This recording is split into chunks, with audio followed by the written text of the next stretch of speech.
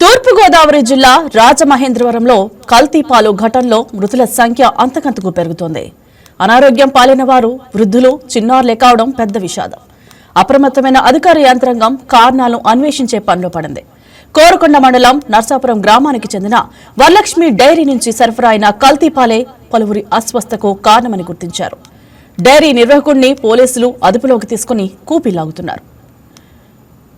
కల్తీపాల వ్యవహారంపై రాష్ట్ర ప్రభుత్వం స్పందించి సమగ్ర విచారణకు ఆదేశించడంతో పాటు బాధ్యులను కఠినంగా శిక్షిస్తామని తెలిపింది. మృతుల కుటుంబాలకు 10 లక్షల ఎక్స్గ్రేషియా, ఆసుపత్రిలో చికిత్స పొందుతున్న వారి పూర్తి వైద్య ఖర్చులను ప్రభుత్వమే భరించేందుకు ముందుకు వచ్చింది. పాలను స్వచ్ఛతకు మారుపేరుగా చెప్తుంటారు.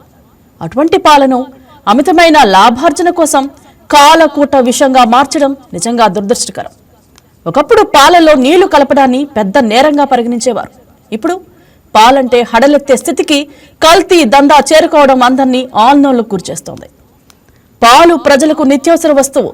పసికందుల దగ్గర నుంచి వృద్ధుల వరకు పాలే జీవనాధారం.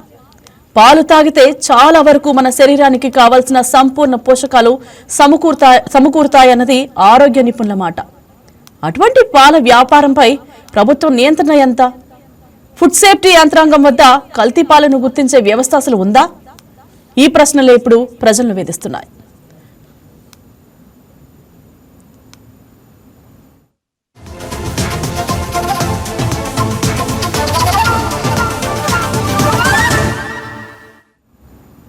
గతంలో రైతులు తమకు తాముగా నిర్వహించుకునే సహకార వ్యవస్థ బలంగా ఉన్నప్పుడు పాల కల్తీ ఉండేది కాదు.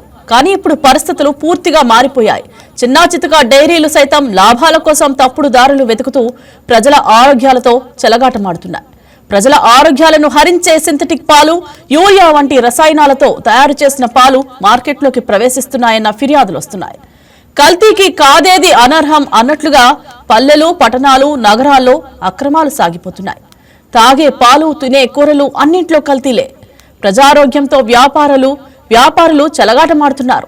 వీరి ఆటకి ప్రభుత్వం చెక్ పెట్టాలి. ఆ దిశగా ప్రభుత్వం చొరవ చూపాలి. పర్యవేక్షణకు పూర్తి స్థాయి సిబ్బందిని నియమించాలని ప్రజలు కోరుకుంటున్నారు. ఏదేమైనా పాలతో సహా యావత్ ఫుడ్ సేఫ్టీ బాధ్యత ప్రభుత్వానిదే. అందుకు పటిష్టమైన వ్యవస్థ అవసరం. లేదంటే ప్రజల ఆరోగ్యం ప్రమాదంలో పడుతుంది. పాల కల్తీపై మరింతగా చర్చిద్దాం. ఇదే అంశం గురించి అమరావతి నుంచి మా రిపోర్టర్ శ్రీనివాస్ ఫోన్ లైవ్ లో సిద్ధంగా ఉన్నారు.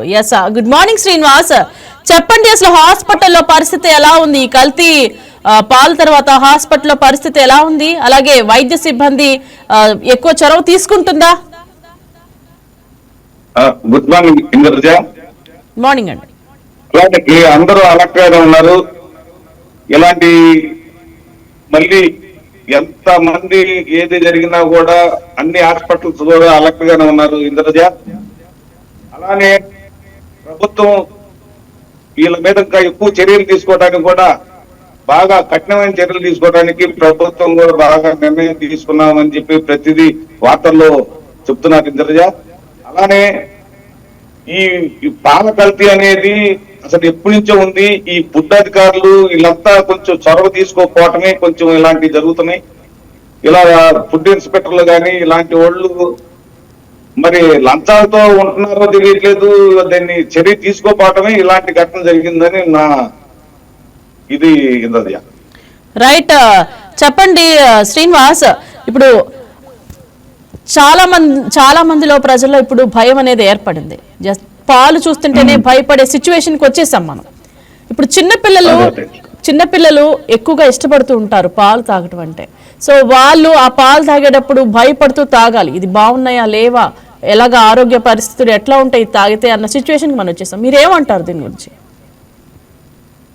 ఇది వాస్తవం కానీ ఈ ఫుడ్ అధికారులు ఈ చాలా లోపాలు జరుగుతున్నా కూడా పట్టినట్టు అధికారుల లోపమే ఇది ఇంత దూరం రావడానికి కారణం అని అంటాను. Right, thank you Srinivas, thank you for updates. ఈ వీడియో మీకు నచ్చినట్లయితే లైక్ చేయండి, షేర్ చేయండి, మా ఛానల్ కి సబ్స్క్రైబ్ చేయండి.